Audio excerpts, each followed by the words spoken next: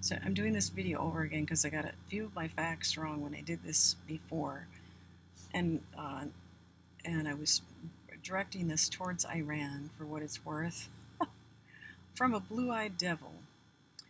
And you, at one point, you called us the Great Satan, and my purpose in doing this is to say that this is so true. I mean, the existence of witchcraft in the West is so great. There's just it's just staggering. And so what I realized some things hearing about Ibn Fadian, who went from Baghdad um, in Iraq way back when it was Islamic, but it was in the very early days of Islam, and his identity had been more established by other things, like having a very old culture, and there were in other religions before that, um, and I think that having the old culture established more of an identity than people in the West. We really don't even know who we are, where we came from. Like at that time in 921, the Druids, they were cannibals. They were, we were very pagan. The He went to see the Vikings, that they were dirty and didn't bathe. The women were wildly promiscuous, is what he observed. And this was written about in a book by Michael Crichton called Eaters of the Dead, because it was talking about cannibalism. And there are other accounts. The direct account of Ibn Fadian exists as well. But so he was, observing these things in the West from a more objective viewpoint, and actually had a more moral viewpoint. So I'm acknowledging that, coming from, a Christian background, knowing that he was a Muslim, but he was seeing, that, I mean, the sad thing is that after this time, 921 AD, a lot of people, they didn't want to let go of their pagan ways. They just wanted to dress it up and camouflage it because Christianity was becoming more accepted in the West. And this is what happened. A lot of it became a very underground thing, their paganism, and it is very satanic. It has become more satanic with the introduction of Christianity, and with more understanding about knowing who the devil is, that the devil exists, and people actually embracing the devil. We have so much of that in the West. It's just unbelievable. And so many people pretending to be Christians. And I got a lot of information I get a lot of information from our films, from our movies. I was watching the movie Argo, talking about the Iranian crisis, and in that it gives us just a short history of why Iran was upset, that they were, upset because some of our leaders and a British leader had propped up a leader in Iran, exerting their power and authority, which of course, I can understand just that in itself, but also that it had brought moral corruption. It was introducing a lot of Western things that brought moral corruption. So I'm acknowledging also that from your background, there are things I know that you're grieved by homosexuality, and I'm aware that there are things that you are grieved by, and you were grieved at that time. And this is, this is coming from the perspective of, I'm a Christian in the West, but what you have to understand is that, for us too, we're extremely grieved. We're grieved because, there's just this unbelievable amount of paganism and witchcraft in the West. And, one thing is we lack identity because, at that time, 921 AD, we had all this paganism, and there are these tribes that just wandered like into England, Jutes, Angles, Saxons, Frisians, from we don't even know where. So we don't even know our history. Well, whereas you, the Persians, and you, the Arabs in Baghdad, and the Arabs and Africans in Egypt have this. The Egyptians have this ancient culture going way back. You have a very established identity, as well as the Chinese. And we don't have that. We don't even know what we were. The only thing we've ever had is our Christian faith. which a lot of people were just pretending to have because it was becoming accepted. By the 1500s in the West, it was really, really becoming accepted. And so you don't want to admit that you were anything else. And partly out of shame, partly, because how do you carry on with your paganism? You can only do it underground, and that's what's happening. And so a lot of people brought that underground paganism and witchcraft and Satanism to America from the very beginning. And we had this issue on the West Coast in the 1600s in Salem, and the awareness of witchcraft, but not any idea of how to deal with it. But it has continued. It has kept going underground and going underground. And I believe this is what was happening in Germany. It was the same thing. This Western witchcraft, very subtle, dressing up as Christianity.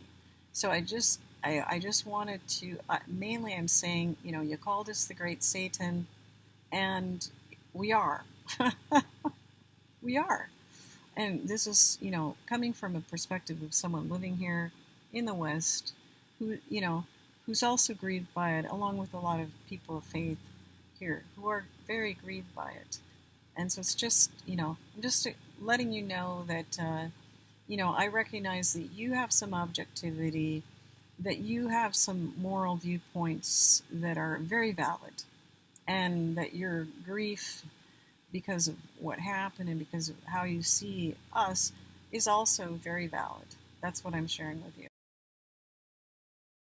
There's a couple of things that I need to say as well that I want to add to this, and the first thing that comes to mind to add to this is to talk about women in the West and your viewpoint about women, and that in our Bible the man Solomon talked about how hard it was to find a really good woman.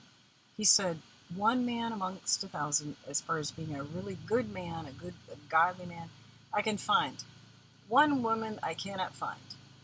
And I'm personally recognizing that women are very disappointing. And looking back on your relationship with the West, I can see how in the pagan world, had ideas about female domination. And I know, that existed in Egypt too. With Cleopatra, there was female domination, but in the West, there was female domination, which I don't think ever succeeded. Was very, and I know that women who were dominant were cruel to other women because I studied some of it. But then when Islam came into your culture, I think it was partly at that time you were possibly disillusioned by women, and that's how you ended up with the kind of viewpoint that you have and the way that you do things. And I can really understand that, because I think the women in the West who've had a lot of freedom, a lot of liberation, men who are just willing to be faithful husbands and give women, just wanting their woman to be really happy, they've been taken advantage of. They've been taken for granted. And there's so much of that in the West too, along with all this witchcraft. And there's some bizarre relationship between women and the devil, that women find the devil so appealing. We had an author back in the early 1900s, Mary MacLane, who actually came from my hometown in Minnesota, and then her mom moved her to Montana, where the gold rush was happening, and so a lot of women were there selling themselves to the men who were there to get the gold. The women are trying to get the gold through getting the men to sleep with them and pay them. So she became a prostitute, but she also was an author and was a touted author, appreciated by a lot of people. She talked about how she loved the devil. There's just something about women and the devil. I don't know what that is, but I think it's partly the allure of power, the allure of the devil's power, who has some power, and that women always have this problem of feeling so powerless. I don't think there's anybody as power hungry. There's so many myths about women. There's myths about female sexuality. Women are so much more sexual than the myths want you to believe. And and talking about male love of power, I don't think anybody loves power like women. And pride, talking about male pride, there's nothing like female pride. And I find women to be destructive. I'm finding them to be destructive in the West, and I'm feeling like it's a do or die situation. That if if something isn't done about it, I don't know where it's going to lead. So that I want to share that with you too. But I also want to share with you that I'm a very devoted American, and I believe in what the founding fathers were trying to do, what they believed in. I believe in Abraham Lincoln, who I believe was our greatest president, and that it has largely failed, because when you go back and look at the writings of those early founding fathers, they were saying that this republic depended so much on individual, on the individual conscience of each person, and the contribution of each individual, that each individual had to contribute or it wouldn't work.